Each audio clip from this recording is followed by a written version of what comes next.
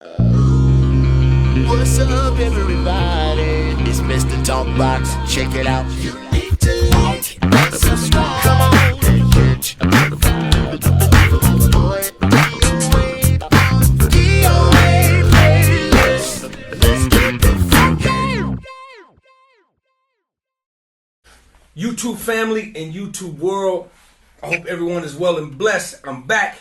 I mean that every bit of my heart. I hope everyone is well and blessed. I'm back, and I'm back with a very, very super special guest today. But before we get started, y'all, please go like, subscribe to the page, leave a comment, let me know what you think about it. Any changes you want to see, you like it, you hate it, you love it, whatever. I got tough skin, you won't hurt my feelings, but right now, I'm gonna tell you. You can say whatever you want to say about me, but you can't say nothing about this man right here that's sitting next to me. Right? You can't say nothing bad about this. All good. And for those of you who don't know, you're going to find out by the time this conversation is over with. Right here today, I'm being joined by my very dear, special brother, very talented. Not only is he's an amazing guitarist, but he's an amazing producer, and he is an amazing solo artist. We're going to talk a little bit about that, and I'm just glad to have him here with me today. We go back quite a while, but this is the kind of first time we get a chance to kind of kick it, and you get to learn this dude's story right here on my platform. We get to love on him. We get to give him his flowers. Y'all gonna see why this dude is so amazing by the time this is done. All right. So right now, I want y'all to show your love for this awesome brother right here, my guy, Mr. Charlie Bereal. What's up, Charlie? What's up? What up? How you doing? Man, Yes, dude, sir. I'm doing good, man. It's good to see you, man. Man, it's great to see you always, bro. Charlie, man, I want to thank you, man, for hanging out with me, man. I tell everybody, I know you're busy, I know your schedule, I know you're working, man, but just to take a few minutes and just to kick it with your brother, man, and have a conversation, just so I can I'm glad you're here on my platform, man. My main objective is to have conversations with all of my most favorite people, man. In no particular order. I just want to get it done, man. Before I leave this world, I want to get it done, man. So my grandkids can see important people in my life, man. And you're definitely one of them. So I appreciate you, brother, for being here, hanging out with me, man. It means everything, bro. Thank you. Man, I'm humbled, man. Real talk. Listen, man. Charlie, let's get started, man. Let's start it like this, like I always ask people. Where you from, bro? Pasadena, California. Okay, see, sometimes I ask the question, people get it wrong. So let me re-ask the question, because you got it wrong. Listen, I gotta ask you like this, man. What planet are you from? Oh my God! Hey, you know what's funny about that? That's a funny question. I remember when I was in high school, I had a homeboy. He was like, "Man, we should call ourselves the Visitors." It was a couple of rappers, and I was a producer, and they was like, "We're gonna call you Steve-son," and it was like, "You hot? Ain't nobody hotter than you." And publishing and see some publishing. Wow. So I did ask the right question, man. Dude. I asked certain individuals, man, because you guys are just so multi-talented, man, and you just, you got so much to offer. But from Pasadena, you born and raised in Pasadena, Charlie? I was born in L.A. My parents was from Compton, and I was raised more so in Pasadena. Did you graduate, go to school out there as well? Yeah, Pasadena, like from like the third grade all the way to I graduated. That's all Pasadena. Okay, right on, man. Charlie, man, where did it start with you, man? Did it start on guitar, or did it start on drums, bass? Where did it start for you, bro? Really, percussions, because I couldn't play. I wanted to play the drums, but my family is really big and they all play instruments. That's what really what made me want to do it. But they were like bongos there, tamarings, and I just sat by the musicians, and I used to just play the bongos every, like, you know what I'm saying? Like, it was like my gig as a, like, when I was 3. Really? 3. I mean, and waiting to get my turn to play the drums. And there was so many good drummers in my family. I never really got. I would play the drums, but I couldn't really be the main drummer. Like that was locked. So my brother had a guitar at the house, and I started to sneak to play it, and that's how I started. My dad made me bring it to church even before I could play it, and he put me in front of all. He put me out front too, so I like learned on the fly in church on the guitar. Is that right? How old were you, Charlie, at this time? So by the time I was playing around with the guitar as early as 6. I played. I knew how to I knew the concept of how to.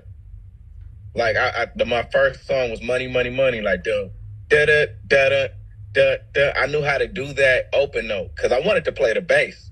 Because my cousin used to play the bass. He used to slap like Larry Graham, and I thought that was the dopest thing in the world to do. And that's all I wanted to do. I used to get the guitar and just just try to play like Larry Graham. And then my dad was like, okay, if I buy you a guitar, he's like, you got to play it. So he bought me a guitar around when I was 10, and he made me bring it to church. It was like a combination. It was a guitar out the JCPenney catalog. It came with an amp and a guitar, and he made me bring it to church. So I was 10. Oh my gosh, dude. Boy, do I remember those catalogs. I used to just go through them and just stare at the instruments all the time. You already know. All the time. So Charlie, we didn't have YouTube and Instagram. We didn't have none of that. No, we didn't have Google and phones. We could just. So Charlie, for the most part, it started in the church with you. For the most part. Yeah. Yeah. I gotta ask you this, man, because so many brothers are. So, are you a PK at all?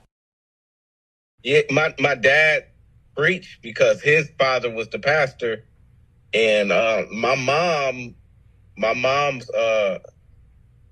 grandfather was a pastor, but my dad was a professional boxer. So I was always, and then my mom's side of the family, my Uncle Greg, he had turntables, so. Like, I was exposed to hip-hop at the same time. Like, it was like my uncles and my brothers, my older brother, they always, I remember I heard they tried to sneak NWA in the house when I was, I want to say 5, 6. So I was always up on, EPMD, KRS-One, Big Daddy Kane. They had all of that stuff on vinyl, so... Right. At the same time, I'm not really a PK. I did other things. I didn't have to go to church every Sunday. I went to church because I wanted to go to church because my dad raised me to serve the Lord. But I wasn't one of those PKs that had to play at church like that. Got you. So secular music was allowed in your house for the most part. So was it allowed in your house or not really? Okay, tell me about that. So it was, but it was felt like my dad would be like, I don't want to hear no MFs in my house and stuff like that. But at one point in my life, it was like we transitioned. We was living in Pomona, and right before I moved to Pasadena, and I was living with my grandmother, and we were living with other people. So my Uncle Greg, he had his turntables. He was playing his music loud, and whether it had cuss words in it or not. That's why I heard NWA already. I already heard it loud and clear. But when we moved to Pasadena, in my house, the way my dad raised us, he allowed us to play secular music. I mean, listen to secular music. But if it got to the point where it was out of hand, nah, don't get that out of my house. Wow. So Charlie, when did it start? So you finally got your shot. You was playing guitar. Were you playing guitar in the church, or is that kind of like where it started when you playing with the band in the church, or what was that like? Oh, that was how I got my start. So I was especially when I got on guitar, that was like my gig. That was I had to be there. I took it serious. That's where I learned. That's where my cousin Mike Bereal, it was me, Michael. His brother TC was playing bass, and I forget who was the drummer at the time. Might have been my cousin Lonnie.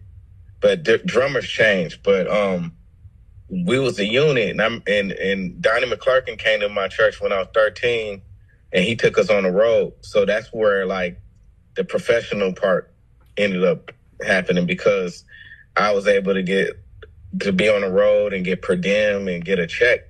Wow. And I kind of understood how it worked, being on a tour bus and playing in front of like thousands of people, because Donnie McClurkin had Stand Out and We Fall Down and all of that stuff. And I was in his band for like my high school years.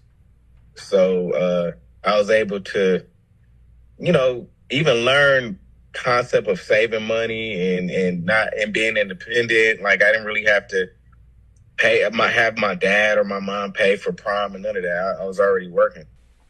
Wow. So I made, it wasn't a lot of money, but $200 a week, I believe it was a lot of money for a kid. Absolutely, but the opportunity was even greater than the money, man. The opportunity at such a young age, man. That's crazy. So that's kind of like where the professional thing started. Is that with Donnie McClurkin? Is that where it started for you?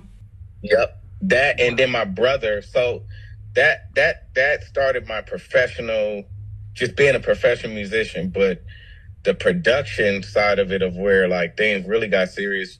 My brother's a lot older than me. He's 10 years older than me. So like my high school years, he was in college, and he had a homeboy. I think his roommate was a rapper, and he got signed. But his homeboy had like all type of music equipment, and when he got his deal, he was like, "Man, I'm leaving to New York tomorrow. You can have all this if you want to." My brother came home. He came home with a book. He came home with some books, with everything you need to learn about the music industry. And he came home with a bunch of equipment, and he came home with a game plan. And he was like, "Man, you ain't gonna be rich playing the guitar." He's like, "I'm gonna show you how to." He said, "I'm gonna show you how to get a passive income. You gotta learn how to write music." So that's when I was about 14, 15. And we was working on that and building that like at the same time.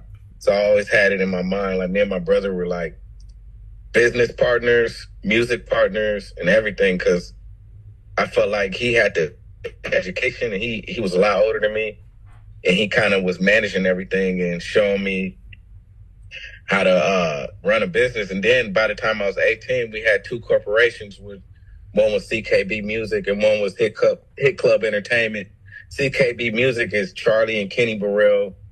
That was our production LLC. And then Hit Club Entertainment was a management company, and we managed other writers and producers. When things started happening for us, we was able to already be set. So that was like the beginning of my start. That's awesome, man. That's an awesome story. So now you're getting a taste of both worlds, and man, big shout out to your brother for that advice, because that's good stuff, man. That's really, really good stuff. I mean, you get rich when you own your own property and when you own stuff, man. And there's some rich guitar players and rich bass players for sure, but when he's giving you that advice he gave you was really, really good, man, especially for so young. It took me a while to understand that, man. It took me a long time to get that right there, man. I wish I would have got it a lot earlier in my career. But, man, you kind of fell into it from the jump, like simultaneously with the guitar stuff. So now after Donnie McClurkin,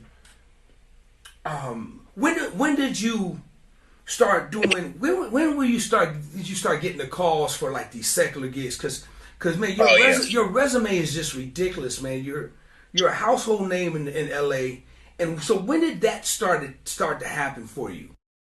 So while we, like the unit, the band with Donnie McClurkin was me, Michael, TC was on bass, George Johnson. He's from LA. He's a drummer named George Johnson. It's either George Johnson or Chris Johnson. They would switch depending on how busy they were. And we were like a unit. So one of those nights, it was a midnight musical. I was 17. It was my senior year in high school. And even though I was playing with Donnie McClurkin, I didn't really get out in LA much. So a lot of people didn't see me a lot, but they was hearing about me. And we did the Midnight Musical. Everybody, it was one of those midnight musicals in LA where everybody goes to. It was like this thing. I think it was it was yearly. Like it was the thing. Everybody was there. It's like it was crowded, and we did the gig, and apparently, like, you know, everybody was hyped. Like they killing. So afterwards, Nissan Stewart walks up to me and is like, "Hey man, we got this Aaliyah gig and Dave Foreman can't do it. Are you available?" I'm looking at him like he was crazy. Like, what? Like, am I? Like, you serious? Like, man, I was so hyped. He was like, hold on, we don't leave until we go out in the summer, and I know you're still in high school. So that was like I think it was like May when he asked me, and then I think we went out to do Summer Jam with Aaliyah, and that was it. That's how I got it. And that got me fired from Donnie McClurkin. Because he was like, he's not saved. He's done. Hey, man, you know what's crazy? I heard stories like that about Donnie back in the day. I heard that if he was playing secular, he wouldn't have it. Well, I got fired before. I got fired so fast. I was like, yeah, Donnie will not use you anymore. You are a heathen. Hey, my dad had my back. I said, Dad, is it okay if I play for Aaliyah? Because, like, I actually felt like, was it the right thing to do? My dad was like, are they paying you? I was like, yeah. He's like, well, and he told me, he looked at Nissan, like, y'all basically say, make sure you take care of my son. I don't want to have to go out there. And Nissan was like, I got him, Uncle Buddy, I got him. And that's we've been rocking ever since. Wow. Like, that's great, man. Hey. I love it, man. Big shout out to Nissan and Mike, man. You just two geniuses, man. But that's great, man. That's and you never look back. So did you ever go back and play with Donnie ever again? Never nothing. Nah, but we still cool though. Like he's not tripping off of it now, but like when we see each other, it's all love and stuff. Oh yeah, and then my cousin Bennett also at the same time. Rob Baker. It was all of this was happening in the same year out of high school. Bennett had hooked me up to play for Destiny Child. I filled in for a show and that's when I first met Eric Smith. It was me and Eric Smith. We were filling in at the same time. I was like, all of that was crazy to me. What year was this, Charlie? This has to be 2000 or 2001. It feels like. Wow. Because it was the year that I don't know. It had to be 2000, 2001. Because it was one of the first gigs that I had. I was nervous. I still was, it had to have been 2000. Wow. The year I graduated school. Wow. That's crazy, man. So then things just start spiraling out of control. I mean, one thing led to the next, led to the next, led to the next, and you just never look back. And so Aaliyah, Destiny's Child. Man, name some of the other artists that you work with, because I want people to know. So Aaliyah, Destiny's Child, and then Timbaland. You know, they're all in the same camp. So Timbaland basically was like, I was working with him a lot. So I was able to play on a lot of records at the crib. And then being that the Nissan and Rapture, because at the time, Rapture was the MD, Nissan's brother. Rapture was the MD, and Rapture had a publishing deal with Timbaland and Missy.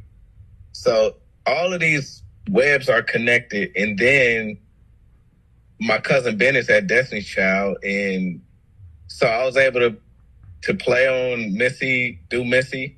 I was able to do Aaliyah. I was able to do Genuine. I was able to do Player. I was able to do Tank.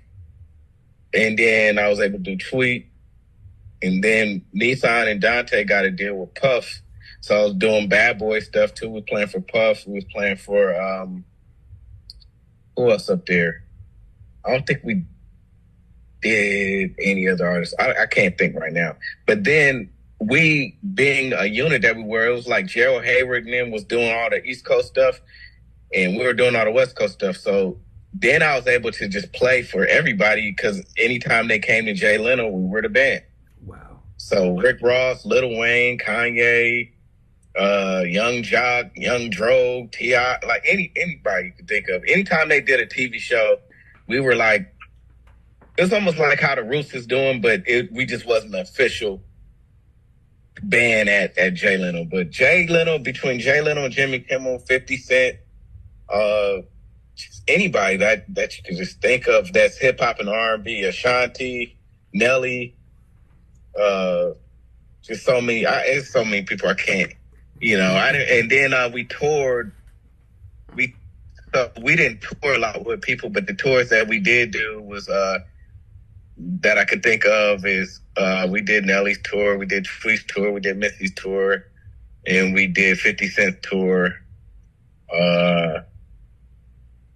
And that was with that band. And then also, the whole production thing, I would stay home a lot on some other stuff because I was supposed to go out with, remember I had like a big gig with Ricky Minor. He said I could do, I believe it was Christina Aguilera or Britney Spears. It might have been Britney Spears.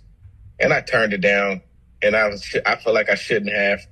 I didn't realize how much money I would have made. Right.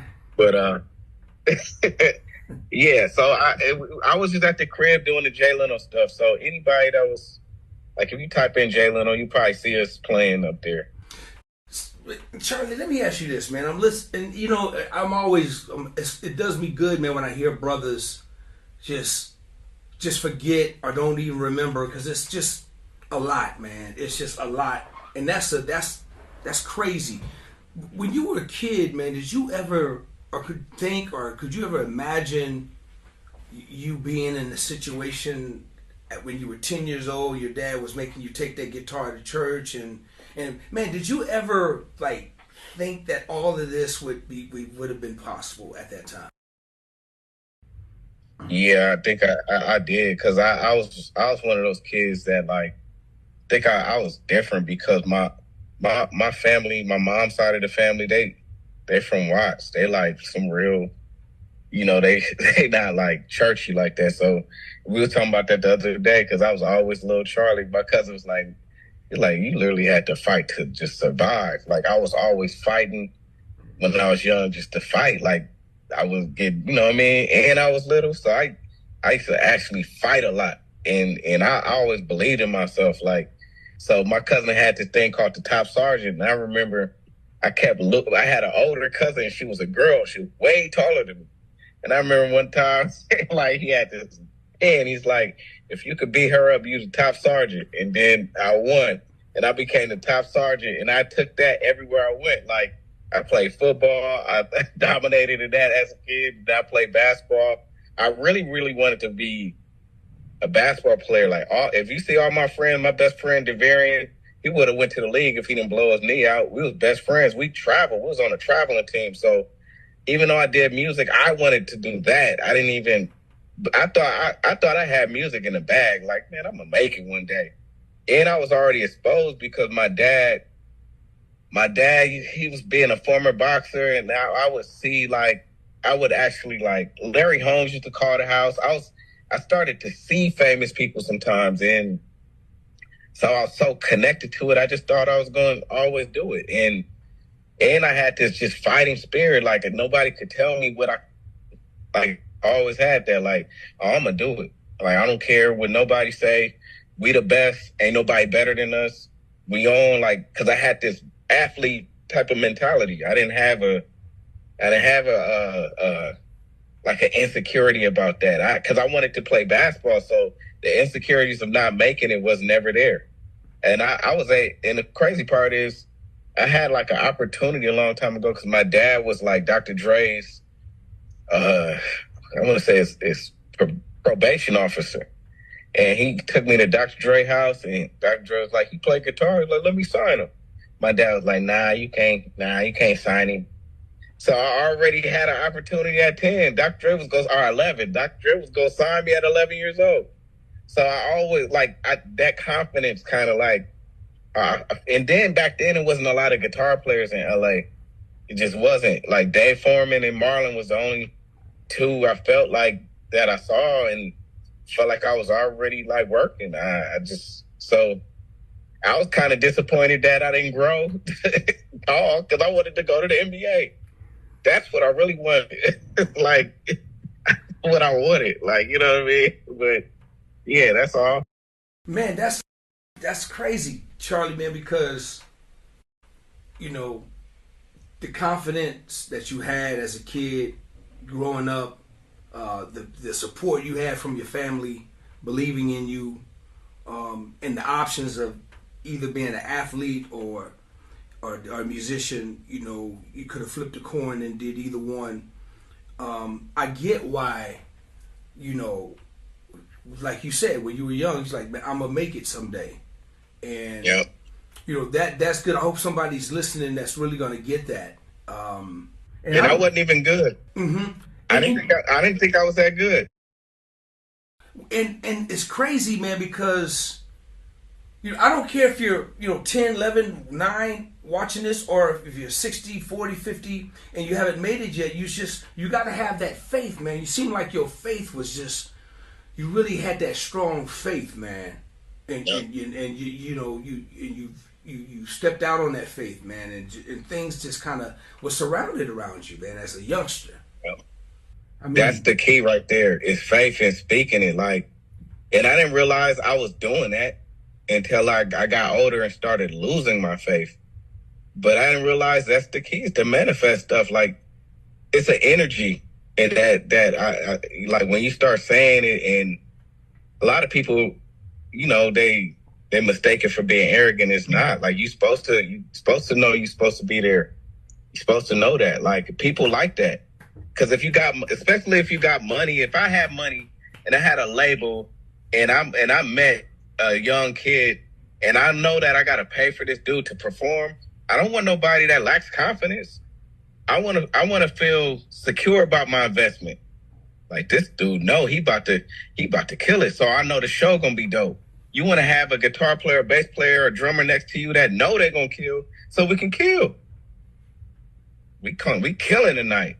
That's the air, and I'm glad that, like, I grew up with a lot of older people, like, because the era that, you know that era, like, it was killers back then. Musicians were nice to each other, but they wasn't nice.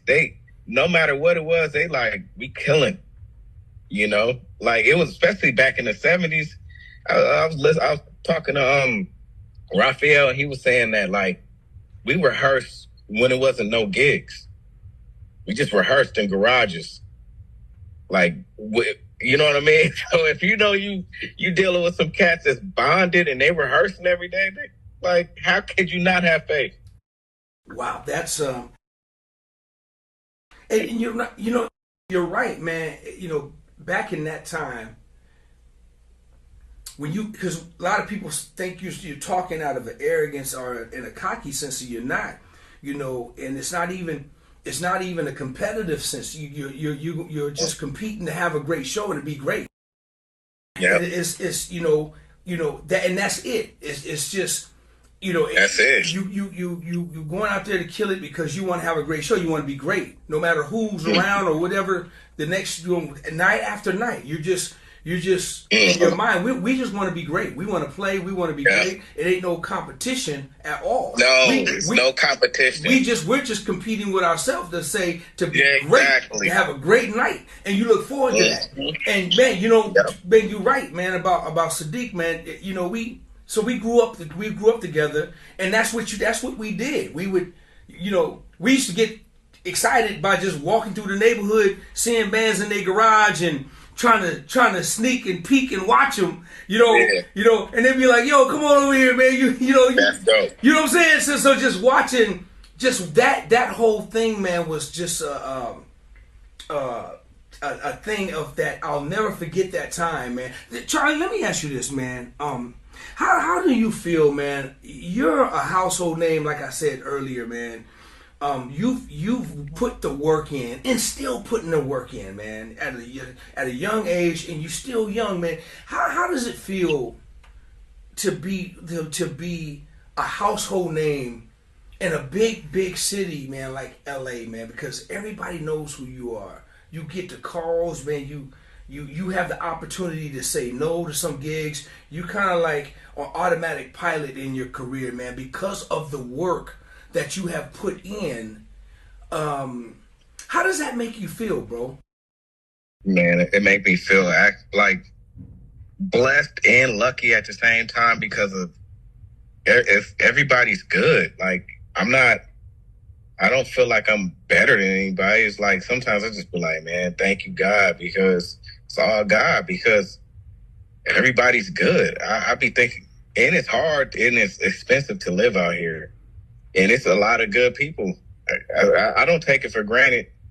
I just thank God, and I try to respect that. Like, I try to, because I know what it's like not to get phone calls. I know what it's like when people, just not thought about. And I think, the best thing I can do is show God, how much I appreciate it. Like that scripture about the talents that he gave everybody. I don't want God to say I buried my talents. I'm trying to multiply what he gave me every day until the day I die. You know what I mean? Because it ain't promised to nobody. That's I gotta give you another standing ovation, man. That's like really that's so great, man. That's so great, and a great way to put that about your talents, man. Charlie, let's talk about production for a minute. So a lot of these artists that you were working with, that you worked with in the past, did you find yourself in the studio? I know you played on a lot of records, right? But were you able to do any co-writing with a lot of them at the time? Or tell me how that worked for you. So, how LA worked back then, once like people start feeling like, okay, he's the next hot person, I guess the next hot producer, because back then it wasn't a lot of producers like it is now. So when I started producing, and it's almost like it was people in the industry that knew that I produced, and it was like a lot of artists that I played for that didn't. So a lot of my placements came from me bringing my guitar, and I had some downtime, I would give a CD to. Like, for perfect example, I was playing for Missy, and I was walking to the bathroom. She was walking down the hall. I was like, hey, Missy, I got a CD. And she was like, what's this? I was like, this CD's full of tracks. And she was like, okay. And I think, I want to say about a year and a half later, I get a phone call, and it was Maya's first single, just from a beat CD I had. Like, I wasn't there when they made the song, but I got the phone call, and I was hyped. Like, what? You use it? And then on that same CD, because Missy's who she is, she did a song for Maya on that CD, and then she did a song with Whitney Houston on that CD, on that same beat CD. Just, just like, it's all, that's why I say it's blessed, it's favor, because wasn't nothing that, I can't feel like sometimes, and another thing for people out there that's trying to do it, sometimes it's about being with the right artists, the right people, because they can open those doors that,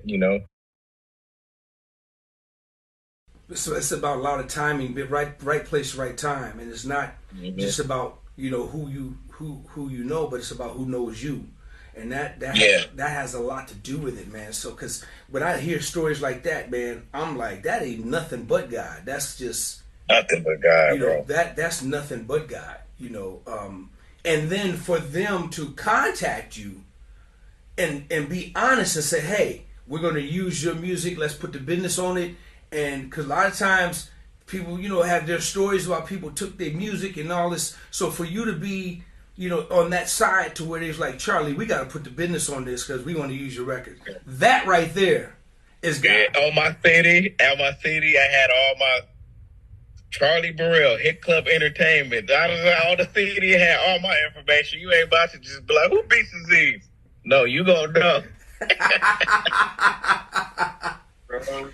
Charlie, that's crazy, man. Dude, that's crazy, man. It's and I just really want everybody who's watching this to really go look at his discography so you can really get the full picture. Charlie, let's go to this, man. I got to go to this real quick. You got to tell me, man, how the Soul Seekers came about, bro. Oh, yeah. So that was around, probably 2002 or 3. So Nissan's church had a Take Me Back concert, and everybody had to do some throwback. So Warren, Tim Carmen, D-Lo, the rest of the Soul Seekers, everybody that's in the Soul Seekers was like, man, we should do a quartet song. So we just came together to do a song for the concert. But then when we did it, everybody went crazy, and it was like, man, we need to just make this a group. And then the Gospel Centric got hype, and they signed us. Yeah, Jubu, everybody, they was like, we're going to do this Take Me Back concert. And, you know, having Jubu was the cheat code because he's so quartet. So that's pretty much what happened. Wow. Man, what you know, still today, what a great group, man. What a great unit. You know, just phenomenal. I just always enjoy when I see you guys doing something, man. It's just because, you know, that's the world. That's the world we that's the world I come from. So, man, so just seeing you guys, man, and seeing the joy that everybody gets from doing that, because that's what it's about. It's because you love it. Yeah. Because you love it. You know, And I was so young. And when I watch it, I'm like, oh man, these guys love. This is what it is. This that love of quartet music, man. Nothing greater for me. Nothing greater for me. So when I watch you guys doing your thing, man, then with Jubu and Tim, man, I mean Warren, just a great unit, just phenomenal. By the way, anytime I was around Eric and Jubu, all they did was speak highly of you. Oh, They Raphael, DOA the best, man. He the king. So your name's always got praise in every circle I've ever been in. Wow, man, that's awesome, man. Well, you know, Raphael, Jubu, E. Smith, those are all my brothers, man. They're all three geniuses, man. And Ray is a genius in his own right, man. And what he's done, because man, we grew up, man. We grew up very, very, very, very poor, man, but we had the love of quartet music, man. It was like, so that made us rich. We felt like we just rich and powerful, you know. So, you know, even though the money wasn't in, man, we were like living like kings. And then when we go watch our idols, like all the quartet groups, man, that just put us on a whole nother thing. So we used to live and sleep that stuff. So that's why they're so great, man. That's why Jubu is who he is. And when I see you two playing together, man, I'm like, it's a combination. It's like you guys, man. It's a really dope vibe because your Jubu, man, you have your own style, man. You have your own style. Jubu has created a bunch of guitar players, right? Jubu has recreated a bunch of Jubus running around. But the marriage with you and Jubu, man, is like when I used to watch Jubu and Spanky and them guys playing together. So it's different, man. You have your own thing, man. Your thing is, and we're going to get into this, man, before I let you go, because we got to get into your solo thing, man, because I really dig it, man, because the blues and the real soul and all that Curtis Mayfield stuff, everything is coming out, man, that funky, just that raw, uncut stuff that you're doing, man, that I'm really super excited about. In fact, let's get into that right now, man. Let's talk about the solo stuff, man, and the fact that you're doing it for yourself. You know what I'm saying? You're doing, like, you know, it's one thing to do it for everybody else, and that's great, man. But it's another thing when you get a chance to do it for you. You know what I'm saying? When you get a chance to do it for yourself, that's got to be an even greater feeling, man, to watch that develop. So, man, Tell me a little bit about what you're going on with the solo stuff, man. And I want people to know how they can go and get your music, bro. Okay, so the story behind the solo stuff is, even though I had like early success with my brother, me and my brother and many others was unfortunate to start peaking when LimeWire came in. And for people who don't know what LimeWire is, it's some technology that allowed people to basically steal music. So it went from LimeWire to basically where we're streaming. So the music industry crashed. So with that crashing, they started really being tight when it came up to producers and stuff. And I got tired of sending my music and not getting shows. Money started like dwindling down, and I was like, man, I feel like if I could just make my own music, maybe they'll hear it and want to work with me.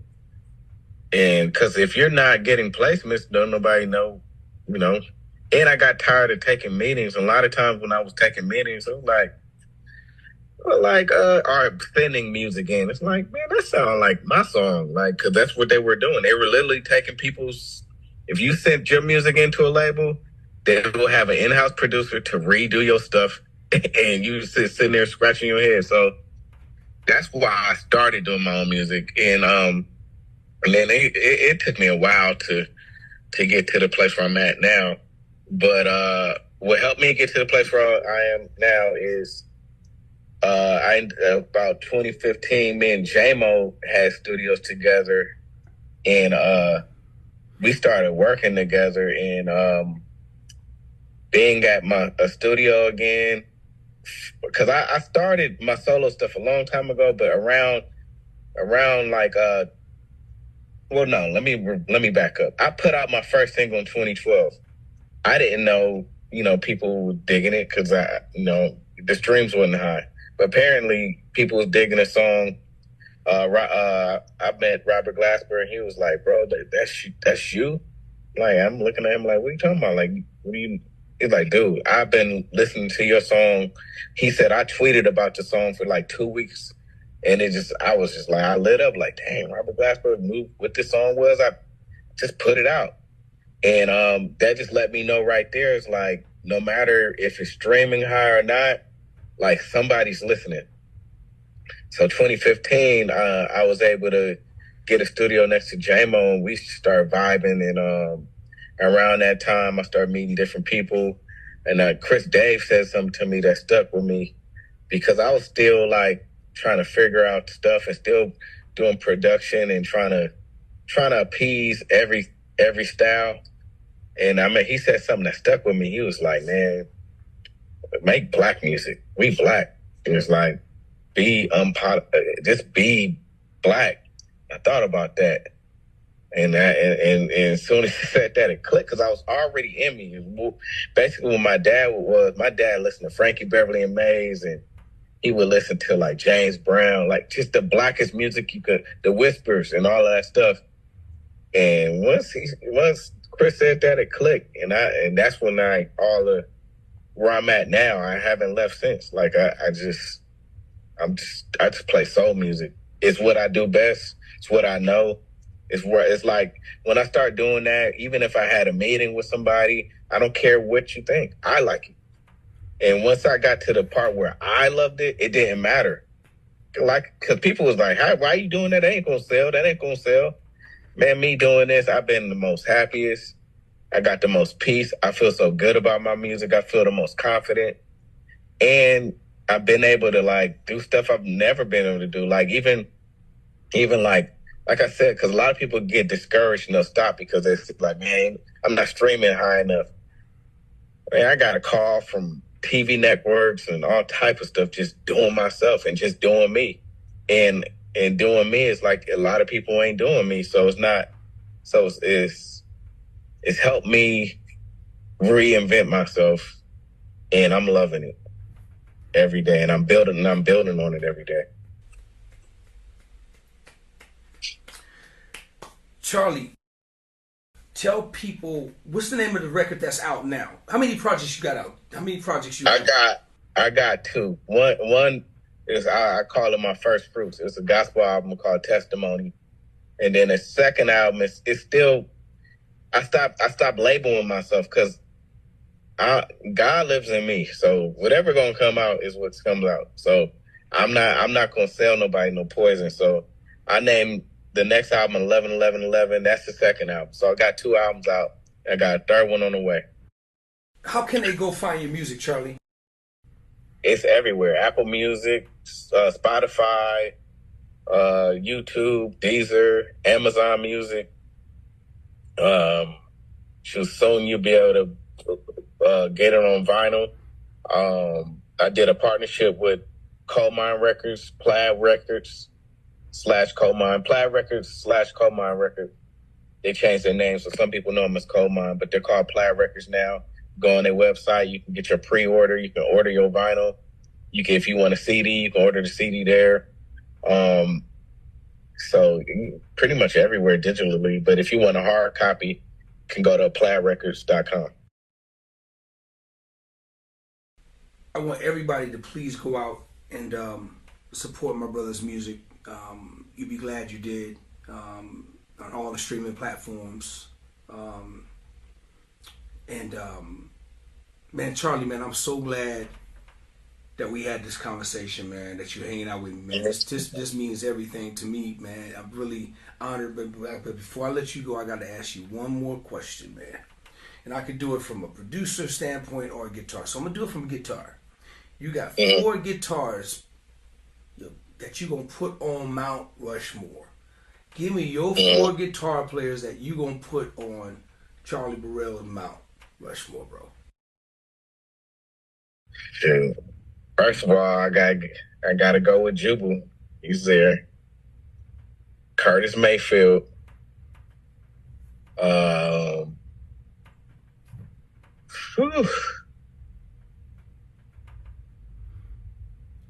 God, I gotta make these last 2 wise decisions. Jubal Curtis. Man, I gotta put Ernie in there. Ernie Isley. He wrote all them Isley records, man. I stopped playing. And man, give me B.B. King. Come on, man. All right, hold on. All right, hold on, man. But then I forgot about George Benson. See, man, listen. But you know what? It's all right. George Benson, B.B. King, it's hard, man.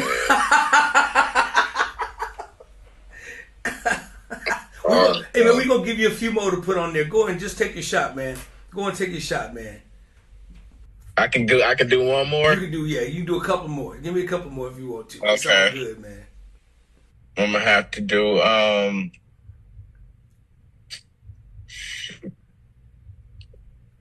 woof. All right. Man, I'm starting to. I ain't gonna lie, I ain't had this feeling when I heard nobody in a long time, but that boy Eric Gales. I mean, like, golly. Oh my goodness, man! I agree with you 10,000, 100 million%, bro. You feel me? Oh man! But you know what's crazy? What's crazy about everybody you pick, man? They're all raw guitar players. Because I gotta ask you this question, man. Why are you putting Curtis Mayfield on your Mount Rushmore? Man, ain't nobody. I haven't heard nobody play like him. Nobody. It ain't the flashiest thing. People probably. But you ain't gonna write no records like Curtis with those voices. I haven't heard nobody think like him. Not at all. You could go try it. You could do a think challenge and see who gets close. He ain't gonna even get close. He got a unique rhythm. He got a unique voicings. He's one of the greatest songwriters of all time. See, that's what a lot of people don't realize. Like guitar playing, it just being any musician. Like, a lot of people can mimic, but can you create the music? Can you make up a melody? So Curtis is, man, come on. Bruh, I agree with you, man. Man, you said all the right stuff, man. It's like, who thinks like him? Who you could try to play like him, you can mimic him all day, but you cannot. It's the way your person thinks, and that's what you want to do, is getting the mind of what they thinking. And if you're able to apply some of that to your thinking, you might, can create something that Curtis Mayfield would do. But you got to think like him, and nobody does. But everybody you mentioned, man, just raw guitar players, man. And dude, I'm gonna add my one, man, and I'm gonna put you on there. And before you go, I have to mention 2 upcoming people that's about to be on that Mount Rushmore, and that's J-Mo and Sharky. I love them. J-Mo I love it. and Sharky, man. But I'm going to put you on there. You're going to be my choice, bro. I'm going to put you on there with all the great ones, man, because you deserve to be, man. Your style of guitar playing, man, is really... And we can go all day, man, because Rob Funk's the Bacon. Rob Bacon. Oh, my God. See? Right? That's another one, man. I got it, man. Rob is my God. How did I forget about Rob? Rob Bacon, man, is another one. I know the combination with you and Rob is ridiculous. Because y'all did Sadiq together, right? Did you guys do? I love Rob. Yes, Rob is one of the illest guitar players on this planet. See, Rob is a raw.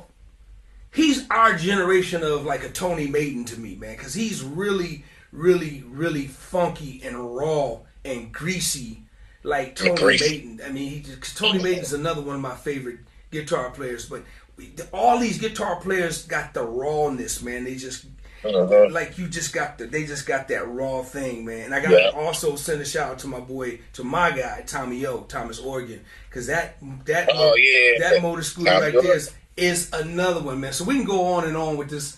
You know what's crazy? I'm gonna let you go, man. The best question that I can ask out of every conversation and interview I have is always the last question. Is always this one. This is always for me my favorite, because there's so many. It's an unfair question because we know there's hundreds and hundreds of people, man, that you can put up there and that are great. But just to see people get stumped and just like, trying to figure it out and trying to go through their mind, man, I love the reaction. I love asking the question. It's really fun. But, dude, your picks are definitely above and beyond a lot of the other players that I've heard pick, man. Your picks just jack me up. And I see why you play the way you play. Hey, Charlie, real quick, man, let everybody know how they can reach you, man. You can reach me at Charlie Bereal, and that's CharlieBereal on Instagram. It's Charlie Bereal on Facebook. It's Charlie Bereal on YouTube. Actually, it's Charles B. Real Jr. on YouTube. Just type in. You can just Google Charlie Bereal, and my last name, my real last name is unique, so it'll pop up. Charlie B. Real. Man, listen, bro. Man, I can't tell you how this conversation, man, how much it means to me, man, that we got a chance to kick it, man. We've really never had out of all the years we've known each other, have not chopped it up like this, man, ever. So everybody's seeing a part of our history, man, because we see each other in passing, we see each other, on things, but we never really got a chance to really just sit down and kick it like this, man. And that's why, dude, your story is amazing. You deserve everything, man, that God has blessed you with, and that's that God is going to continue to bless you with, man, because of your humility.